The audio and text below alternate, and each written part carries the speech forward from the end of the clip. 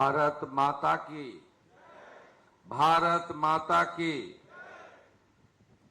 Most respected Defense Minister of our country and personally my guardian, respected Rajnath Singh ji, please accept my best regards from the core of my heart. आपका आशीर्वाद पूरा मुझे मिला, इसलिए पश्चिम बंगाल का 11 करोड़ जनता का काम करने का मौका भी मुझे मिला। मैं मुख्यमंत्री होने का बाद दिल्ली में आपका कोठी में मुलाकात हुआ था। मैं आपका आशीर्वाद लिया।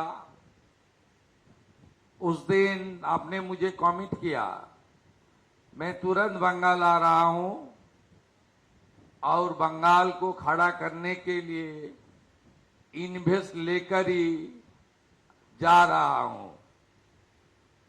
आपने मैन ऑफ वर्ड, आपने अपना कमिटमेंट पूरा कर दिया। Today is a glorious day of Bengal. 3,400 crore invested by the Garden Reach Shipbuilders and Engineers, GRSC. It's a historic day. Bengal के लिए, पश्चिम बंगाल के लिए मैं फिर एक बार मेरा नेता राजनाथ सिंह को मैं हृदय से वंदन करता हूं।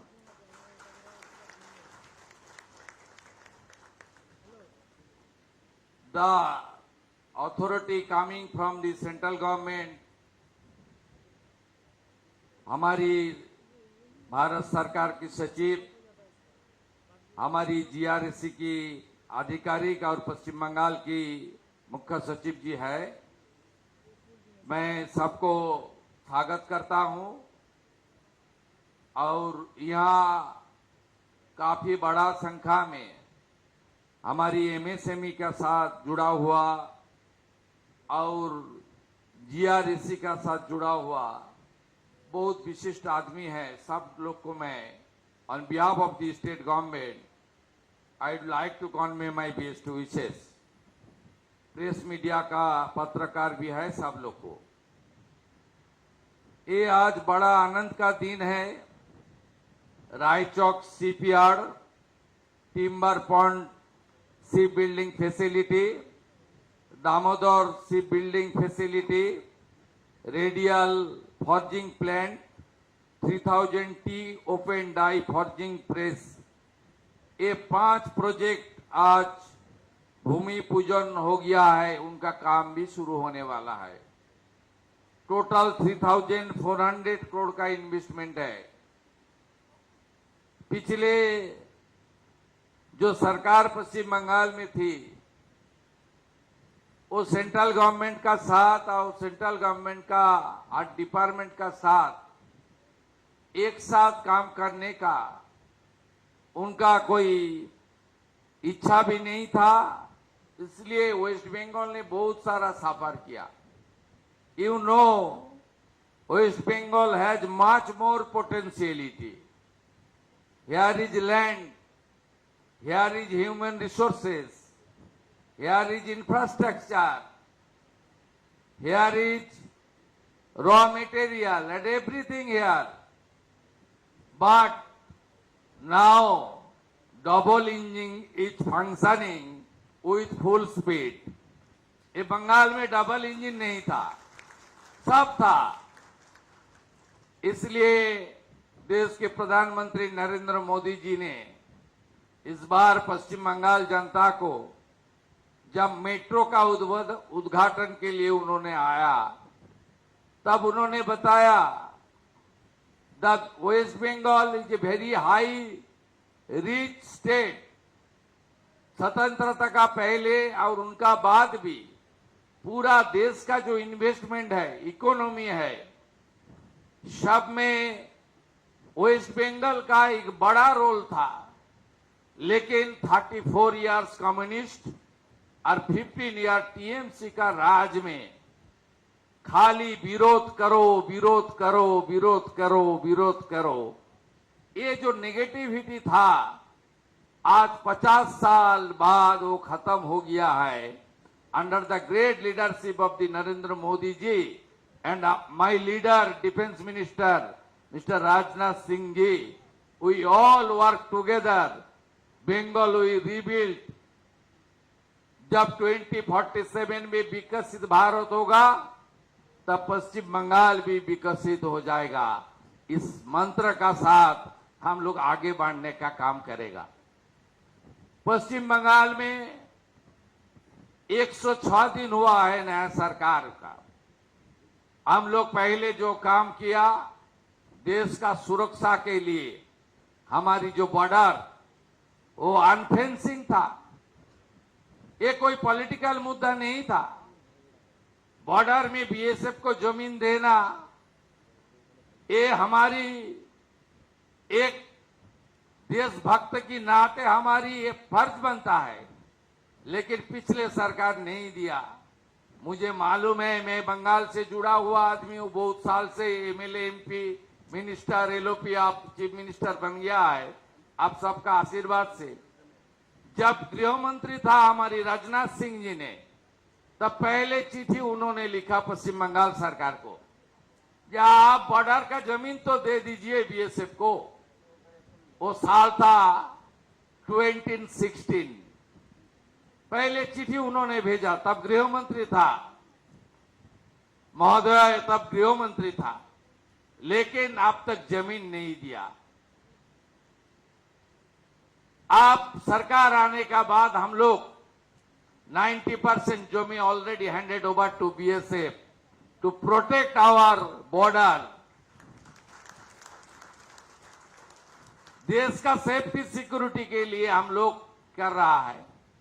संवैधानिक जो कॉन्स्टिट्यूशनल ऑब्लिगेशन है एक सरकार का, प्रदेश का, वो भी नहीं था। बीएनएस चालू नहीं था, सेंसस का काम बंद था, वो भी हम लोग शुरू किया। इन्वेस्टमेंट चाहिए, बंगाल को खड़ा करना चाहिए। बहुत बड़ा बेरोजगारी है।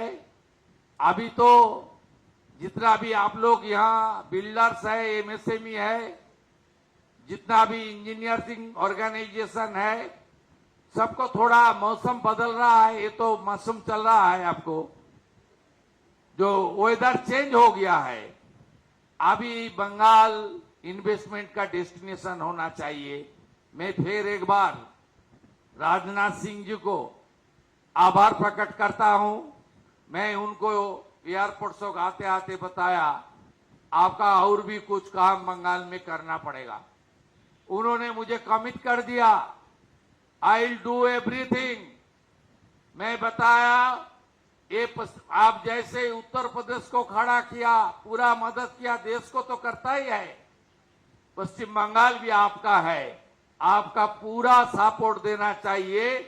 Bengal not only the state of Bengal, हमारी देश का कल्चरल डिवोशनल कैपिटल भी था।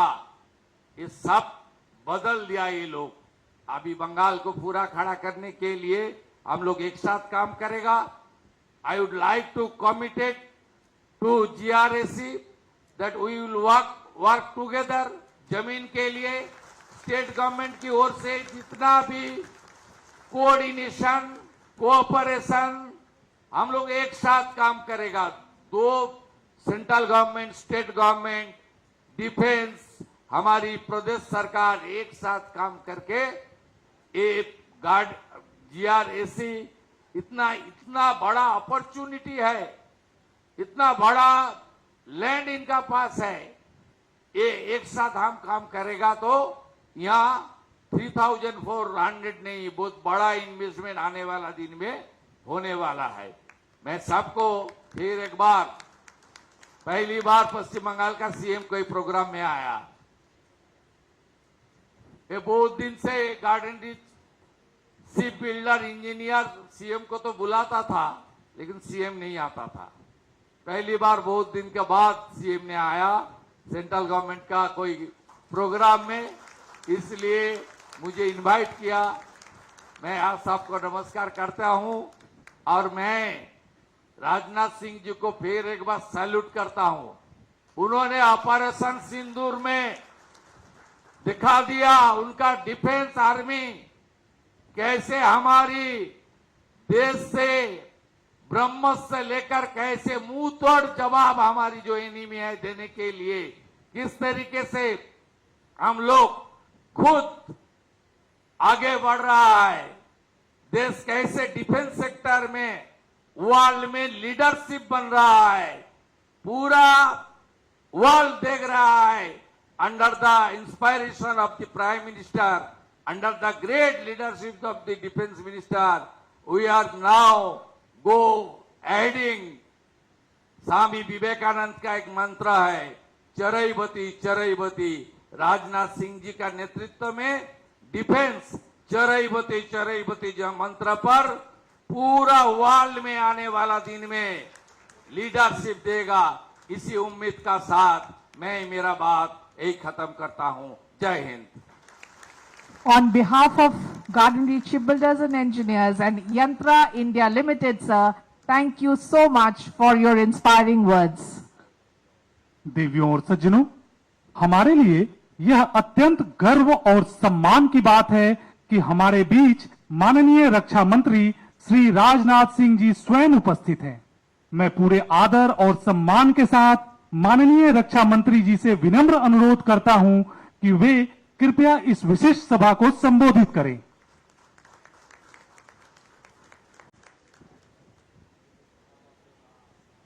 बहुत बहुत धन्यवाद शुभेंदु जी।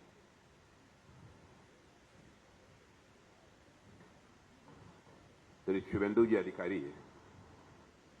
Very dynamic chief minister of West Bengal,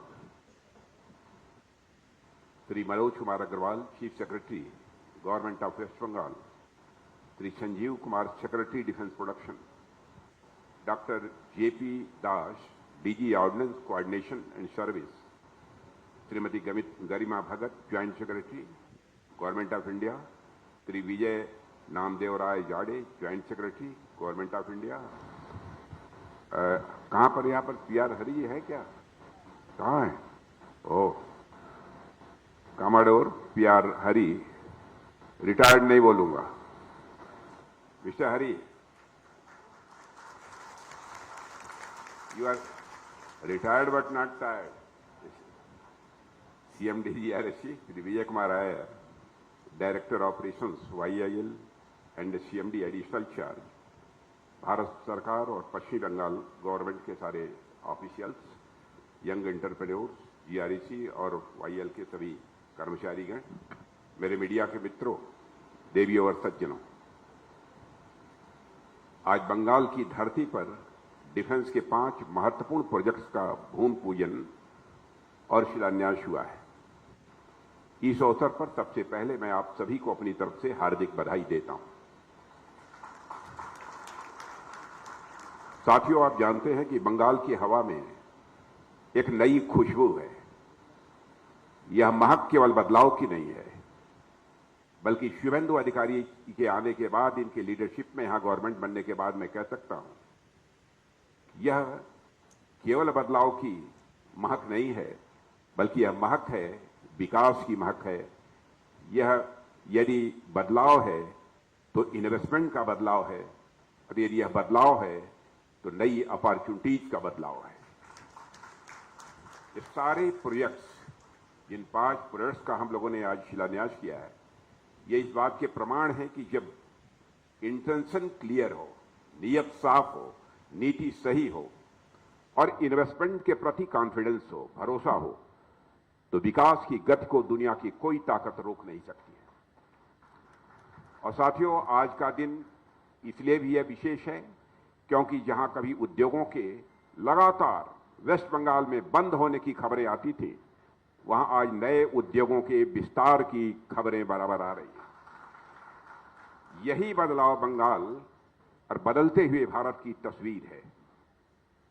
और वेस्ट बंगाल के very dynamic chief minister, doer chief minister Suvendu Adhikari ji के आने के बाद बंगाल में सब शुभ शुभ ही हो रहा है। और इसके लिए भी शुभेंदु अधिकारी जी, मैं आपको अपनी तरफ से हार्दिक बधाई देता हूं। हेल्थ हो, एजुकेशन हो, एग्रीकल्चर हो, इंडस्ट्री हो, साथ ही यहां की लॉ एंड ऑर्डर सिचुएशन हो, महिलाएं, बच्चे, युवा और बुजुर्ग, यानी सभी वर्गों के लोग अब एक नए कॉन्फिडेंस के साथ वेस्ट बंगाल में अपने कदम आगे बढ़ा रहे हैं। और इस कॉन्फिडेंस की बुनियाद नेशनल सिक्योरिटी में निहित होती है।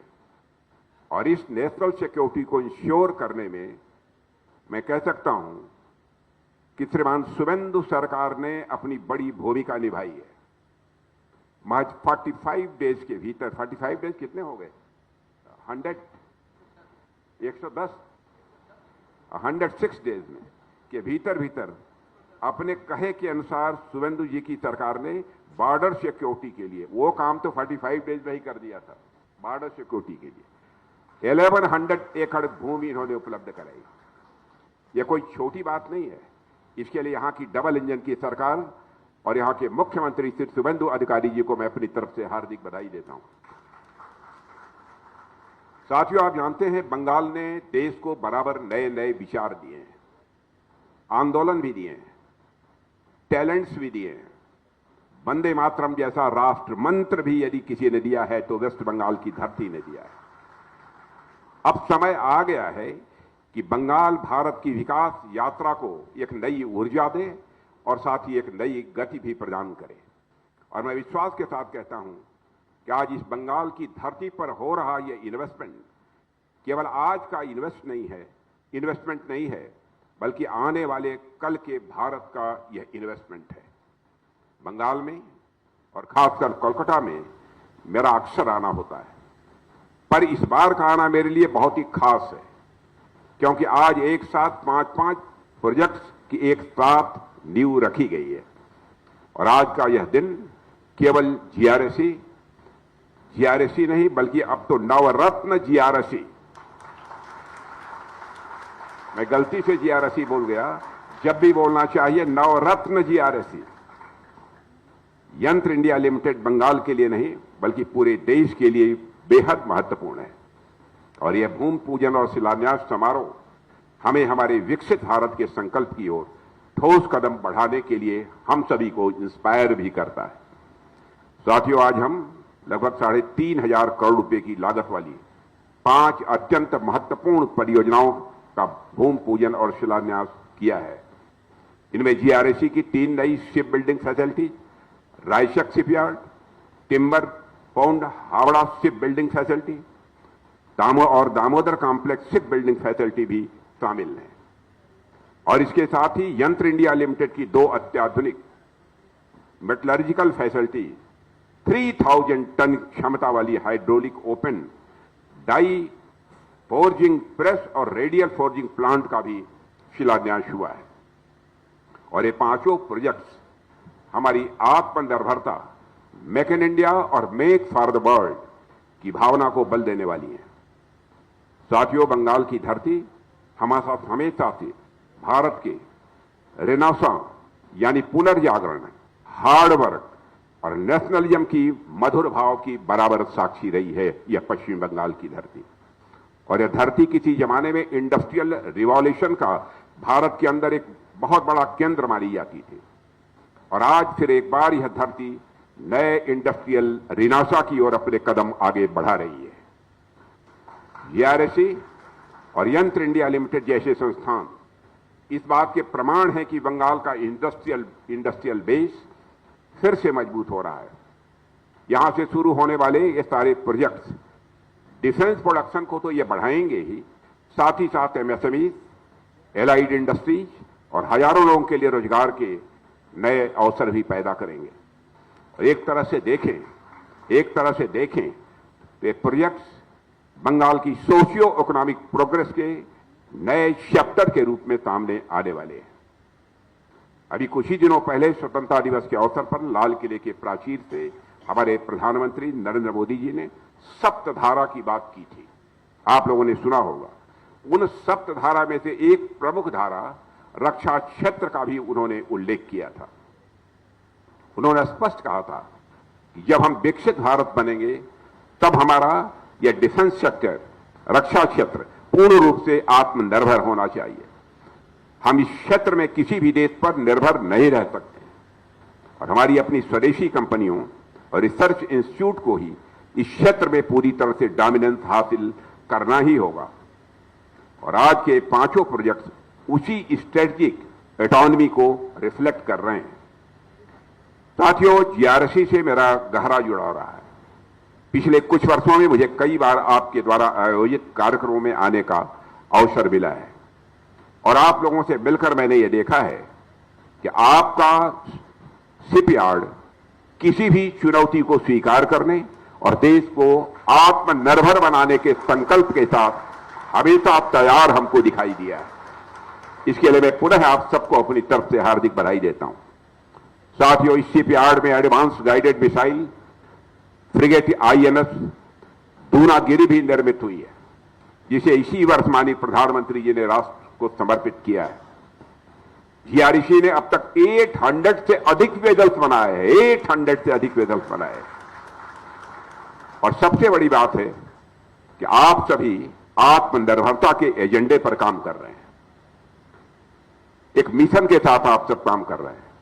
यहां तक कि जो next generation offshore petrol vessel बन रहे हैं, उनमें 80% से अधिक इंडिजिनस कंटेंट होगा। और यह दिखाता है कि हम विदेशी डिपेंडेंस को तेजी से कम कर रहे हैं। और मैं इस अवसर पर जीआरसी को नवरत्ना स्टेटस मिलने पर भी अपनी तरफ से हार्दिक बधाई देता हूं। यह कोई सामान्य बात नहीं है नवरत्ना स्टेटस प्राप्त होना। आप लोगों ने यह करिश्मा किया है बंगाल की धरती पर। साथियों, यंत्र इंडिया लिमिटेड यानी YIL भी उतने ही गर्व से हमारे डिफेंस मैन्युफैक्चरिंग कैपेबिलिटी का पिलर बनकर खड़ा है। आज ईशापुर स्थित मेटल एंड स्टील फैक्ट्री में 2 नई मॉडर्न फैसिलिटीज का भी शिलान्यास हुआ है। इनमें advance weapons and strategic components की क्रिटिकल सप्लाई चेन पूरी तरह से सिक्योर होगी। अक्टूबर 2021 में एग्जिस्टेंस में आने के बावजूद इतने कम समय में ही इस कंपनी ने जो भी हमारे प्रारंभ के चैलेंजेस थे, उन चैलेंजेस को पार करते हुए लगातार फाइनेंशियल और रेगुलेटरी एक्सेलेंस भी हासिल किया है। ट्रेडिशनल गोला बारूद से आगे बढ़ते हुए YIL रिसर्च एंड डेवलपमेंट पर भी लगातार इन्वेस्टमेंट कर रहा है। साथियों, YIL ने MSF ईशापुर में 750 करोड़ रुपए से अधिक का इन्वेस्टमेंट किया है। और ये इन्वेस्टमेंट 1976 से चली आ रही पुराने सिस्टम को बदलकर इंडस्ट्री 4.0 कैपेबल प्रिसीजन मैन्युफैक्चरिंग स्थापित करेगा। इससे हम और भी तेजी से स्वदेशी हथियारों के निर्माण की ओर अपने कदम आगे बढ़ाएंगे। साथियों, स्वदेशी हथियार हमारे लिए कितने जरूरी हैं, इसका उदाहरण हमें ऑपरेशन सिंदूर के दौरान देखने को आपको मिला होगा। केवल भारत को ही नहीं, भारतवासियों को ही नहीं, सारी दुनिया को देखने को मिला है। ऑपरेशन सिंदूर के दौरान दुनिया ने भारत के इंडिजिनस स्वदेशी हथियार प्रणालियों की क्षमता को भी देखा है। और आगे भी रक्षा मंत्रालय के साथ हमारे लैब्स, हमारे पब्लिक सेक्टर अंडरटेकिंग्स और प्राइवेट स्टेक होल्डर्स मिलकर अपनी सेनाओं को इंडिजिनस प्लेटफॉर्म से लैस करने में कोई कसर नहीं छोड़ेंगे। यह बात मैं विश्वास के साथ कह सकता हूं। और हमने यह साबित किया है कि आत्मनिर्भरता यह हमारी केवल पॉलिसी नहीं है। आत्मनिर्भरता बैटलफील्ड कैपेबिलिटी का एक मल्टीप्लायर है। और इस पहल में जीआरसी तथा यंत्र इंडिया लिमिटेड की भूमिका अत्यंत महत्वपूर्ण होने वाली है। साथियों, आज जब मैं आप सभी के बीच इतने महत्वपूर्ण अवसर पर यहां उपस्थित हूं, तो मैं अपने कुछ विचार और भी आपके सामने साझा करना चाहता हूं। वह यह, आज जब हम एक पॉजिटिव थिंकिंग के साथ आत्मनिर्भरता के रास्ते पर बढ़ रहे हैं, तो मुझे लगता है कि शिप बिल्डिंग सेक्टर में कैपेसिटी पैराडॉक्स को भी ध्यान में रखना होगा। कैपेसिटी पैराडॉक्स का विचार शिप बिल्डिंग की दुनिया में चल रहे एक बड़े बदलाव को समझने में मदद करता है। जैसे आप देखिए कि दुनिया भर में जहाजों की मांग लगातार बढ़ रही है, चाहे वो नेवल शिप्स हों, कमर्शियल कार्गो वेजल्स हों, ऑयल टैंकर्स हों, लॉजिस्टिक शिप्स हों, फिशिंग वेजल्स हों, पॉल्यूशन कंट्रोल वेजल्स हों या ऑफशोर प्लेटफॉर्म्स हो, हर कैटेगरी में डिमांड बढ़ रही है। समुद्री व्यापार भी तेजी से बढ़ रहा है। हमारी नौ सैनिक शक्ति का विस्तार भी तेजी से हो रहा है और समुद्री सुरक्षा की चुनौतियां भी बढ़ रही हैं, यानी डिमांड साइड पर कोई कमी नहीं है। दूसरी तरफ मैं आपका ध्यान आकर्षित करना चाहता हूं, यूके, यूएसए, नीदरलैंड और फ्रांस जैसे ट्रेडिशनल जहाज बनाने वाले जो देश रहे हैं, उन्होंने कॉलोनियल एरा में शिप बिल्डिंग के बल पर ही अपनी कॉलोनी स्थापित की थी। लेकिन पिछले कुछ डिकेड्स में ये देश अपनी शिप बिल्डिंग कैपेसिटी को धीरे धीरे अब कम करते जा रहे हैं।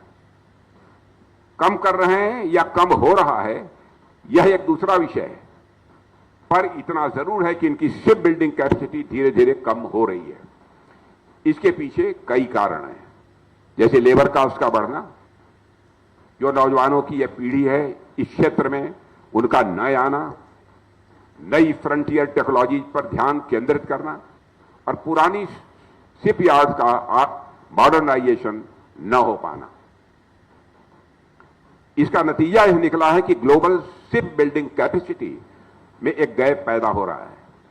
और तीसरी और सबसे इंटरेस्टिंग बात यह है कि जहाज निर्माण में टेक्नोलॉजी इतनी तेजी से बदल रही है, जब तक एक जहाज डिजाइन और डेवलपमेंट का उसका काम पूरा होता है, तब तक कई टेक्नोलॉजीज आउटडेटेड हो चुकी होती हैं। एक छोटे जहाज को भी डिजाइन से लेकर डिलीवरी तक आने में 5 से 10 साल लग जाते हैं, आप जानते हैं। बड़े वारशिप्स या एडवांस कमर्शियल वेजल्स के मामले में तो 15 to 20 ईयर्स तक का समय लग जाता है। इस बीच propulsion systems, sensors weapons, automation, green fuel technology, सब कुछ काफी बदल जाता है। मतलब यह है कि जहाज बनने से पहले ही उसकी कुछ टेक्नोलॉजी पुरानी हो चुकी होती है। तो यह एक बहुत बड़ा चैलेंज है हम सबके सामने। साथियों, इन तीनों स्थितियों को यदि आप मिला दीजिए, बढ़ती डिमांड, घटती ट्रेडिशनल शिप बिल्डिंग कैपेसिटी और तेजी से बदलती टेक्नोलॉजी, जब इन तीनों को मिलाएंगे तो एक ग्लोबल शिप बिल्डिंग वैक्यूम पैदा हो रहा है, यह कहने में भी मुझे संकोच नहीं है। और यह वैक्यूम 3 क्षेत्रों में सबसे अधिक हमको देखने को मिल रहा है, डिजाइन में, मैन्युफैक्चरिंग में और मेंटेनेंस, रिपेयर एंड ओवरहॉल यानी एमआरओ में। और यही वह गोल्डन पीरियड है, इसे भारत कैप्चर कर सकता है और मैं कहना चाहता हूं आप लोगों के बल के आधार पर हम सब इसको कैप्चर करके ही रहेंगे। साथियों, पहली बात डिजाइन की करते हैं। ट्रेडिशनल शिप बिल्डिंग नेशंस के पास जो डिजाइन एक्सपर्टीज थी, आज आप जानते हैं कि वह धीरे धीरे कम हो रही है। नई पीढ़ी क्षेत्र में कम आ रही है। दूसरी तरफ भारत के पास नई पीढ़ी के इंजीनियर की बड़ी संख्या है, आईटी टैलेंट्स भी हमारे पास हैं, स्टिमुलेशन और आर्टिफिशियल इंटेलिजेंस कैपेबिलिटीज भी हमारे पास हैं। हम world class ship design hub बन सकते हैं। और हम सिर्फ दूसरों के डिजाइन पर जहाज न बनाएं, बल्कि खुद नए डिजाइन तैयार करें, पेटेंट्स भी करें और दुनिया को एक्सपोर्ट करें। और यह पूरी तरह से संभव है, डुएबल है, बशर्ते इस पर हम अपना ध्यान केंद्रित करें। दूसरी बात मैन्युफैक्चरिंग की आती है। खास बात यह है कि शिप बिल्डिंग मैन्युफैक्चरिंग के क्षेत्र में ऑटोमेशन का स्कोप कम है। कई developed countries labour intensive ship building से पीछे हट रही हैं, क्योंकि वहां लागत बहुत बढ़ गई है और स्किल्ड वर्क फोर्स की भी वहां पर कमी है। हमारे पास इसके विपरीत स्थिति है। हमारे पास विशाल स्किल्ड वर्कफोर्स भी है, स्टील इंडस्ट्री है, हमारे पास एमएसएमई बेस भी है और अब नई टेक्नोलॉजी अपनाने की हमारे पास विल पावर भी है। यदि हम अपनी मैन्युफैक्चरिंग कैपेसिटी को मॉडर्न बनाएं और ग्लोबल क्वालिटी स्टैंडर्ड्स पर काम करें तो भारत दुनिया का अगला बड़ा शिप बिल्डिंग हब बनकर रहेगा। और तीसरा क्षेत्र है एमआरओ, यानी मेंटेनेंस, रिपेयर एंड ओवरऑल। मैं इसे एक लो हैंगिंग फ्रूट मानता हूं। एमआरओ में ना तो बहुत अधिक कैपिटल इन्वेस्टमेंट की जरूरत होती है और न ही बहुत अधिक मैन पावर की जरूरत होती है। जहाज बनाने में जो लंबा समय और बड़ा पैसा लगता है, एमआरओ में कम से कम वह नहीं लगता है। बस क्वालिटी, डिसिप्लिन और रिलायबल टाइमलाइन की जरूरत होती है। यदि हम इंडियन ओशन रीजन में शिप रिपेयर और ओवरहॉल का हब बन जाएं, तो फॉरेन एक्सचेंज की बचत के साथ साथ हम हजारों की संख्या में रोजगार भी, एम्प्लॉयमेंट अपॉर्चुनिटीज भी पैदा कर सकते हैं। आज भी हमारे बनाए वारशिप्स दुनिया के कॉन्फ्लिक्ट रीजन से होकर हमारी एनर्जी सप्लाई को सुरक्षित रखने में मदद कर रहे हैं। लेकिन एमआरओ के क्षेत्र में हम और भी बहुत कुछ कर सकते हैं, यह हमारी क्षमता है। मैं चाहता हूं कि जीआरएसी इस दिशा में विचार करे और जीआरएसी इस दिशा में भी अपने कदम आगे बढ़ाए। हालांकि आप सब पहले से इस दिशा में प्रयास कर रहे हैं, लेकिन अब हमें इन प्रयासों को गति देनी होगी और हमें अपने इन प्रयासों में तेजी लानी होगी। साथियों, आज का यह अवसर केवल कुछ इंफ्रास्ट्रक्चर प्रोजेक्ट्स का एक्सपेंशन ही नहीं है, यह ग्लोबल वैक्यूम को भरने की दिशा में एक स्ट्रेटेजिक स्टेप है। जीआरएसी की रायशक फैसिलिटी आपको 200 मीटर लंबे वारशिप बनाने की क्षमता देगी। इससे आप अगली पीढ़ी के डिस्ट्रॉयर्स के लिए भी बिड कर सकेंगे, जिन्हें नेवी भविष्य में बनाने की योजना भी बना रही है। टिम्बर पॉन्ड, हावड़ा और दामोदर कॉम्प्लेक्स की फैसिलिटीज भी जहाज निर्माण की पूरी वैल्यू चेन को मजबूत करेगी। और साथियों, यंत्र इंडिया लिमिटेड की दोनों फोर्जिंग फैसिलिटीज भारी तोपों, नेवल वेपन्स और एडवांस डिफेंस इक्विपमेंट के लिए हाई क्वालिटी मेटल्स भी तैयार करेंगी। इससे हमारे नेवी की ऑपरेशनल रेडीनेस और मैरीटाइम फायर पावर को भी सीधा बल मिलेगा। आप लोग जानते हैं कि हमारे यहां पारस पत्थर की कल्पना की गई है। पारस पत्थर वह होता है कि जिस भी धातु को छू दे वह मेटल सोना बन जाता है। सुना होगा आपने। YAIL भी मैं समझता हूं कि हमारे लिए वह पारस पत्थर ही है। आपके संपर्क में भी जो मेटल आ जाता है, अंततः वह भी सोने से कम नहीं है। आपकी मेटलर्जिकल टेक्निक्स एवं फोर्जिंग टेक्निक्स द्वारा तैयार किया गया आयरन एवं एल्यूमिनियम का मिलिट्री ग्रेड मेटल के रूप में विकसित होता है, जिसकी कीमत सोने से भी कहीं अधिक होती है। साथियों, यह सभी इनविसेस्ड प्रोजेक्ट्स हमारे इकोनॉमिक डेवलपमेंट से भी जुड़े हुए हैं, सीधे हमारे इकोनॉमिक डेवलपमेंट से जुड़े। और एक जहाज जब बनता है तो उसके साथ हजारों सपने भी आकार ले लेते हैं। जब हम अपने जहाज खुद बनाएंगे, स्वाभाविक है कि हमारे फॉरेन एक्सचेंज की बचत होगी और साथ ही साथ हमारा इकोनॉमिक डेवलपमेंट जो है तेजी के साथ आगे बढ़ेगा। साथियों, जहाज निर्माण से इंडस्ट्रियल डेवलपमेंट होगा, एमएसएमईज को बढ़ावा मिलेगा ही मिलेगा और बड़ी संख्या में डायरेक्ट और इनडायरेक्ट जॉब अपॉर्चुनिटीज भी क्रिएट होंगी। यह बंगाल के लिए और भी महत्वपूर्ण है, क्योंकि यहां की अर्थव्यवस्था, यहां की इकॉनमी को अब एक नई गति की आवश्यकता है। और मैं आश्वस्त हूं कि हमारे यहां के मुख्यमंत्री शिवेंद्र जी अधिकारी का हर प्रकार का सहयोग आप सबको प्राप्त होगा, यह मैं आपको आश्वस्त करना चाहता हूं। जीआरएसी के पास 800 से अधिक जहाजों के निर्माण का एक बहुत ही एक्सपीरियंस है। आपके पास टेक्निकल नो हाउ है, आपके पास स्किल्ड वर्कफोर्स है और अब एक्सटेंडेड कैपेसिटी भी आपके पास होगी। आपको इसका पूरा उपयोग करना होगा। और जैसा मुझे बताया गया कि आप सभी नेवी के ऑर्डर्स के साथ साथ एक जर्मनी कंपनी के भी 12 कार्गो शिप्स भी आप बना रहे हैं। यह बिल्कुल हमारी मेक इन इंडिया और मेक फॉर द वर्ल्ड की विजन के अनुरूप है। जैसे जैसे आपकी कैपेसिटी बढ़ेगी, आपको डोमेस्टिक और इंटरनेशनल दोनों ही मार्केट्स में अधिक एग्रेसिव बिडिंग करनी ही होगी। अब हमारी सोच यह नहीं होनी चाहिए कि भारत को दुनिया से क्या खरीदना है। हमारी सोच अभी यह होनी चाहिए कि हमें दुनिया को क्या देना है। आप पहले भी 2 वारशिप एक्सपोर्ट कर चुके हैं और कई फ्रेंडली नेशंस भारत की और नेवल शिप्स की मांग के लिए देख रहे हैं। मैं समझता हूं साथियों, यह अवसर जो हमको प्राप्त हुआ है इसे हमें भविष्य में खोना नहीं है।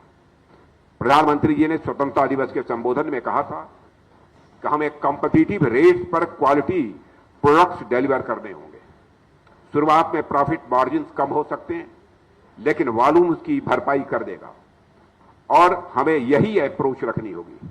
हमें अपनी लागत को यानी इन्वेस्टमेंट को घटाना होगा, क्वालिटी हमको इंप्रूव करनी होगी और टाइमली डिलीवरी भी इंश्योर करनी होगी। तभी हम ग्लोबल कंपटीशन में खड़े हो पाएंगे। हमारा लक्ष्य होना चाहिए कि क्वालिटी ऐसी कि दुनिया भरोसा करे, क्वालिटी ऐसी कि दुनिया भरोसा करे, कास्ट ऐसी कि दुनिया चुने और डिलीवरी ऐसी कि दुनिया बार बार ऑर्डर करे। साथियों, मैं जानता हूं आपके सामने चैलेंजेज हैं, इसमें कहीं दो मत नहीं है।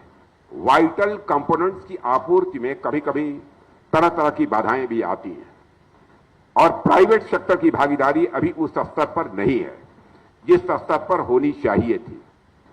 सरकार इन मुद्दों को हल करने के लिए लगातार काम कर रही है और जैसे जैसे प्राइवेट सेक्टर की भागीदारी बढ़ेगी कई बाधाएं अपने आप हल हो जाएंगी, इतना मैं आपको आश्वस्त करना चाहता हूं। यहां उपस्थित इंडस्ट्री कैप्टन से भी मेरा आग्रह है कि वे आगे आएं और इस यात्रा में वह भी भागीदार बने। यही समय है और यही सही समय है। समुद्री क्षेत्र के विकास पर जो जोर दिया जा रहा है उसे देखते हुए आपको कभी भी प्रॉफिट की कमी नहीं होगी। और साथियों, आज के इन 5 प्रोजेक्ट्स का शिलान्यास इस बात का संकेत है कि हम अपनी डिफेंस मैन्युफैक्चरिंग कैपेबिलिटीज को हर स्तर पर विस्तार दे रहे हैं।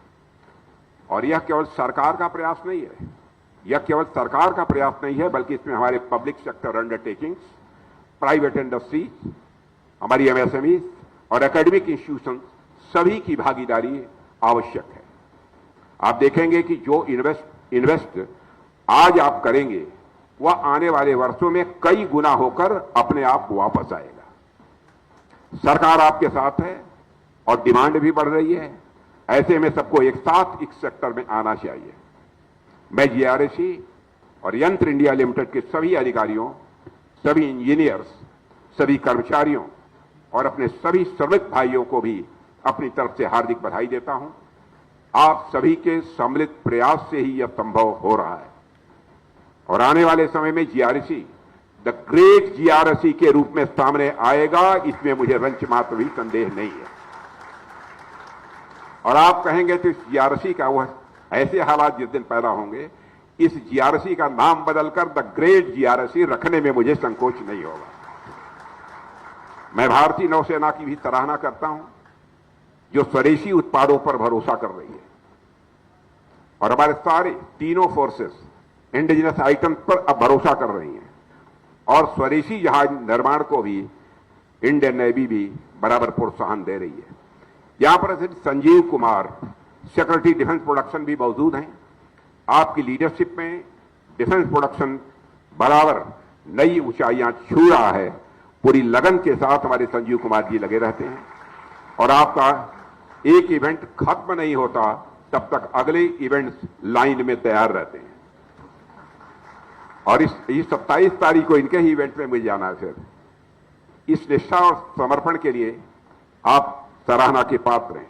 मुझे विश्वास है कि 5 प्रोजेक्ट्स समय पर पूरे होंगे और जीआरएसी और वाईएल की टीमें इस चैलेंज को पूरी निष्ठा से पूरी करेंगी। मुझे पूरा भी भरोसा है कि आप सभी लोग मिलजुल कर इस यात्रा को सफल बनाएंगे। अंत में एक बार फिर इस आयोजन के लिए आप सभी को हार्दिक शुभकामनाएं देता हूं और अपनी बात यहीं समाप्त करता हूं। आप सबको बहुत बहुत धन्यवाद।